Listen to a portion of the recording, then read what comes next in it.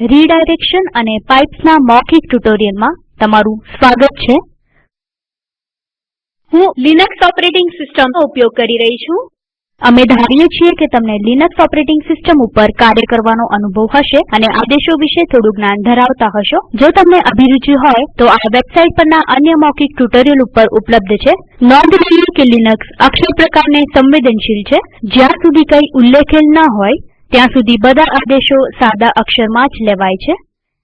આપણે લિનક્સમાં મોટા ભાગનું કાર્ય ટર્મિનલ દ્વારા કરીએ છીએ। જ્યારે આપણને કોઈ આદેશ પ્રદર્શિત કરવો હોય તેને કીબોર્ડથી લખીએ છીએ। જેમ કે આપણને તારીખ અને સમય જાણવા છે તો આપણે કીબોર્ડ દ્વારા ડેટ લખીશું અને એન્ટર દબાવીશું। ઇનપુટ કીબોર્ડ દ્વારા આપીએ છીએ તેવી રીતે આપણા આદેશનું આઉટપુટ આપણે ટર્મિનલ બારી ઉપર જોઈએ છીએ। ઘણીવાર આદેશ પ્રદર્શિત કરીએ ત્યારે એરર પણ મળે છે। ઉદાહરણ તરીકે કેટ ખાલી જગ્યા a લખીએ અને એન્ટર દબાવીએ પણ આ a નામની કોઈ ફાઇલ અસ્તિત્વમાં નથી તેથી આવી એરર મળે છે। આ એરર પણ ટર્મિનલ બારી ઉપર આવે છે તેથી આપણે આ સંદેશ ટર્મિનલ ઉપર જોઈ શકીએ છીએ। ઇનપુટિંગ, આઉટપુટિંગ અને એરર રિપોર્ટિંગ ત્રણે આદેશને સંબંધિત વિશિષ્ટ પ્રક્રિયાઓ છે। રીડાયરેક્શન વિશે શીખતા પહેલા બે મહત્વની વિભાવનાઓની જાણ હોવી જોઈએ જે સ્ટ્રીમ અને ફાઇલ ડિસ્ક્રિપ્ટર છે।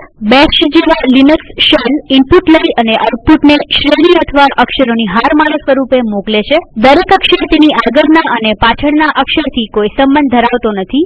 હારમાળાઓ ફાઇલ કાર્યરીતિઓથી પ્રાપ્ય થાય છે। આનાથી કોઈ ફરક પડતો નથી કે અક્ષરોની વાસ્તવિક હારમાળા ફાઇલ, કીબોર્ડ, વિન્ડો વગેરેમાંથી આવે છે કે જાય છે। લિનક્સમાં પ્રક્રિયાની પ્રત્યેક ખુલ્લી ફાઇલ એક પૂર્ણાંક અંક સાથે સંકળાયેલ હોય છે। આ આંકડાકીય કિંમતો ફાઇલ ડિસ્ક્રિપ્ટર્સ તરીકે ઓળખાય છે। લિનક્સ શેલ્સ ત્રણ મુખ્ય IO સ્ટ્રીમ્સનો ઉપયોગ કરે છે। તે દરેક એક અનન્ય ફાઇલ ડિસ્ક્રિપ્ટર સાથે સંકળાયેલ છે। stdin એ સ્ટાન્ડર્ડ ઇનપુટ સ્ટ્રીમ છે। તે આદેશોને ઇનપુટ પૂરું પાડે છે। તે ફાઇલ ડિસ્ક્રિપ્ટર 0 ધરાવે છે। stdout એ સ્ટાન્ડર્ડ આઉટપુટ સ્ટ્રીમ છે। આદેશોથી આવતા આઉટપુટને તે પ્રદર્શિત કરે છે। તે ફાઇલ ડિસ્ક્રિપ્ટર 1 ધરાવે છે। stderr એ સ્ટાન્ડર્ડ એરર સ્ટ્રીમ છે। તે આદેશોથી મળતા એરર આઉટપુટને પ્રદર્શિત કરે છે। તે ફાઇલ ડિસ્ક્રિપ્ટર 2 ધરાવે છે।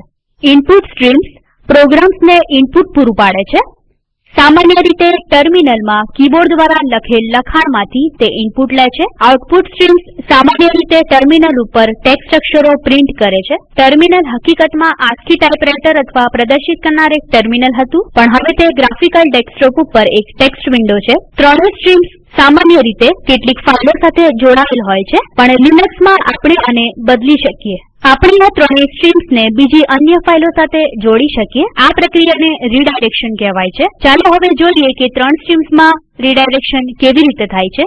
પહેલા આપણે જોઈએ કે સ્ટાન્ડર્ડ ઇનપુટ કેવી રીતે રીડાયરેક્ટ થાય। આપણે સ્ટાન્ડર્ડ ઇનને ફાઈલમાંથી > પ્રચાલકથી રીડાયરેક્ટ કરીએ। આપણે જાણીએ છીએ કે ડબ્લ્યુસી આદેશનો ઉપયોગ ફાઈલમાં લીટીઓ, શબ્દો અને અક્ષરોની સંખ્યા શોધવા થાય છે। ટર્મિનલ બારી ઉપર ડબ્લ્યુસી લખીએ હવે એન્ટર દબાવીએ। શું થાય છે? એક ઝબકતું કર્સર દેખાય છે। આનો મતલબ એ છે કે કીબોર્ડથી એન્ટર દબાવવું પડશે। થોડું લખીએ જેમ કે this tutorial is very important. હવે એન્ટર દબાવીએ। હવે Ctrl અને ડી કળ એકસાથે દબાવીએ। આ આદેશ આપણે લખેલી લીટી ઉપર કામ કરશે। આદેશ ટર્મિનલ ઉપર આઉટપુટ આપશે। અહીં ડબ્લ્યુસી આદેશ પછી કોઈ ફાઇલ અપાઈ નથી તેથી તે સ્ટાન્ડર્ડ ઇનપુટ સ્ટ્રીમમાંથી ઇનપુટ લે છે। સ્ટાન્ડર્ડ ઇનપુટ સ્ટ્રીમ મૂળભૂત રીતે કીબોર્ડ સાથે જોડાયેલ હોય છે તેથી ડબ્લ્યુસી આદેશ કીબોર્ડથી ઇનપુટ લેશે।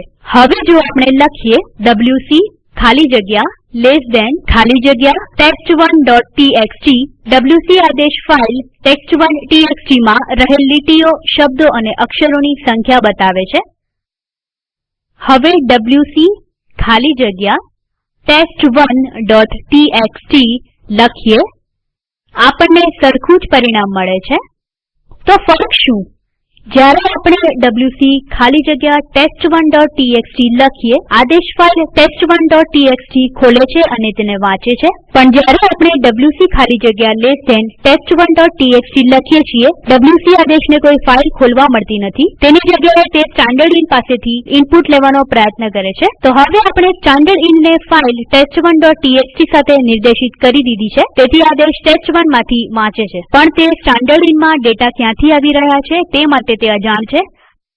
તો આપણે જોયું કે સ્ટાનડર્ડ ઇનપુટને કેવી રીતે રીડાયરેક્ટ કરવું। હવે જોઈએ કે સ્ટાનડર્ડ આઉટપુટને અને સ્ટાનડર્ડ એરરને કેવી રીતે રીડાયરેક્ટ કરવું। આઉટપુટ અથવા એરરને ફાઈલ સાથે રીડાયરેક્ટ કરવાના બે માર્ગ છે। ધારો ન ફાઈલ ડિસ્ક્રીપ્ટરને નિર્દેશ કરે છે, ન ગ્રેટર ધેન ફાઈલ ડિસ્ક્રીપ્ટર ન થી મળતા આઉટપુટને ફાઈલ સાથે રીડાયરેક્ટ કરે છે। તમારી પાસે તે ફાઈલમાં લખવાનો અધિકાર હોવો જોઈએ।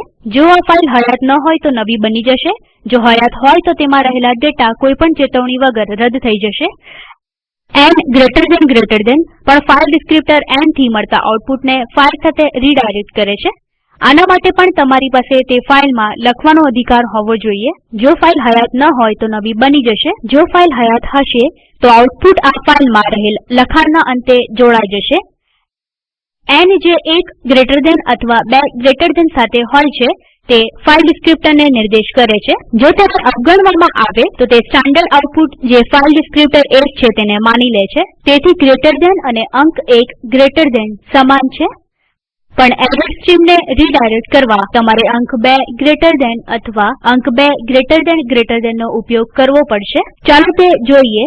છેલ્લા ઉદાહરણમાં આપણે જોયું કે ફાઈલ અને સ્ટાનડર્ડઇન વાળા wc આદેશનું પરિણામ ટર્મિનલ બારી ઉપર મળે છે। જો આપણને આ ટર્મિનલ બારી ઉપર પ્રદર્શિત ન કરવું હોય તો શું કરી શકાય? આપણે તેને એક ફાઈલમાં સંગ્રહિત કરીએ જેથી આ માહિતીનો પછી ઉપયોગ કરી શકાય। મૂળભૂત રીતે wc તેનું આઉટપુટ સ્ટાનડર્ડ આઉટમાં લખે છે। સ્ટાનડર્ડ આઉટ મૂળભૂત રીતે ટર્મિનલ બારી સાથે જોડાય છે, તેથી આપણે ટર્મિનલ બારી ઉપર આઉટપુટ જોઈ શકીએ છીએ, પણ જો આપણે સ્ટાનડર્ડ આઉટને ફાઈલમાં રીડાયરેક્ટ કરી શકીએ તો જ wc આદેશનું આઉટપુટ તે ફાઈલમાં લખાશે। ચાલો આપણે લખીએ wc ખાલી જગ્યા test1.txt greater than wc underscore results.txt, enter દબાવીએ। આ થયું કે નહીં તે જાણવા આપણે ફાઈલમાં રહેલ માહિતી cat આદેશ દ્વારા પ્રદર્શિત કરી શકીએ છીએ। હા, તે થયું છે। ધારો કે આપણી પાસે આ જ ડિરેક્ટરીમાં બીજી ફાઈલ test2 છે। હવે આપણે test2 ફાઈલ સાથે આ જ આદેશ અમલમાં મૂકીશું, wc ખાલી જગ્યા test2.txt greater than wc underscore results.txt। આનાથી wc results માં રહેલ લખાણ ઉપર નવું લખાણ આવી જશે। ચાલો આ જોઈએ।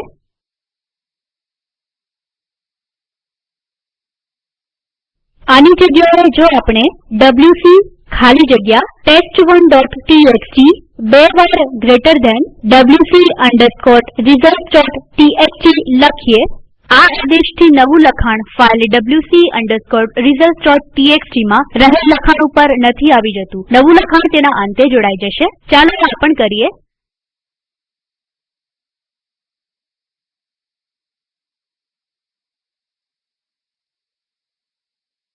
સ્ટાનડર્ડ એરરને રીડાયરેક્ટિંગ પણ આ જ રીતે કરાય। ફર્ક આટલો જ છે કે આ ઘટનામાં 1 ગ્રેટર ધેન અથવા 2 ગ્રેટર ધેન ચિહ્નની પહેલા સ્ટાનડર્ડ એરરનો ફાઈલ ડિસ્ક્રીપ્ટર અંક મૂકવો પડશે। જેમ આપણે જાણીએ છીએ કે AAA નામની કોઈ ફાઈલ મોજૂદ નથી, તો લખીએ wc ખાલી જગ્યા AAA। શેલ એરર આપે છે કે આવી કોઈ ફાઈલ કે ડિરેક્ટરી નથી। હવે આપણને કોઈ એરર સંદેશો પડદા ઉપર નથી જોઈતા, તે કોઈ અન્ય ફાઈલ સાથે રીડાયરેક્ટ કરી શકાય છે। આ માટે આપણે આદેશ આપીએ wc ખાલી જગ્યા AAA ખાલી જગ્યા 2 ગ્રેટર ધેન errorlog.txt। હવે એરર ટર્મિનલ ઉપર પ્રદર્શિત નહીં થાય, પણ તે ફાઈલ errorlog.txt માં આવી જશે। આ આપણે આદેશ cat ખાલી જગ્યા errorlog.txt દ્વારા જોઈ શકીએ છીએ। હવે જો હું આ આદેશ cat ખાલી જગ્યા bbb ખાલી જગ્યા 2 ગ્રેટર ધેન errorlog.txt દ્વારા બીજી એરર ઉત્પન્ન કરું તો પહેલાની એરર ઉપર આ નવી એરર આવી ગઈ દેખાશે। જુઓ કેટ ખાલી જગ્યા errorlog.txt।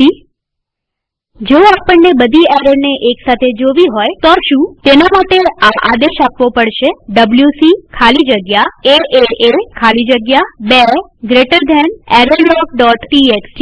આ આપણે કેટ આદેશ આપી તપાસી શકીએ।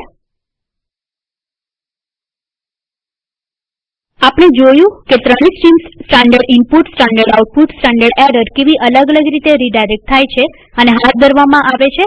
પણ આ વિભાવનાની સાચી શક્તિનું અનુમાન આપણે ત્યારે જ લગાવી શકીએ જ્યારે એક સાથે આ સ્ટ્રીમ્સને હાથ ધરવામાં આવે, મતલબ જુદી જુદી સ્ટ્રીમ્સને જોડવું। આ પ્રક્રિયાને પાઇપલાઇનિંગ કહેવાય છે। આદેશોની સાંકળો બનાવવા પાઇપ્સનો ઉપયોગ થાય છે। પાઇપ એક આદેશના આઉટપુટને સાંકળમાં આવતા તેના પછીના બીજા આદેશના ઇનપુટ સાથે જોડે છે। આદેશ 1 ઊભી લીટી, આદેશ 2 હાયફન વિકલ્પ ઊભી લીટી, આદેશ 3 હાયફન વિકલ્પ 1 હાયફન વિકલ્પ 2 ઊભી લીટી, આદેશ 4। જો વર્તમાન ડિરેક્ટરીમાં રહેલી કુલ ફાઈલો અને ડિરેક્ટરીઓની સંખ્યા આપણને જાણવી હોય તો આપણે શું કરી શકીએ? આપણે જાણીએ છીએ કે ls ખાલી જગ્યા -l વર્તમાન ડિરેક્ટરીની બધી ફાઈલો અને ડિરેક્ટરીઓની યાદી બતાવે છે। આ આઉટપુટને આપણે એક ફાઈલમાં રીડાયરેક્ટ કરી શકીએ।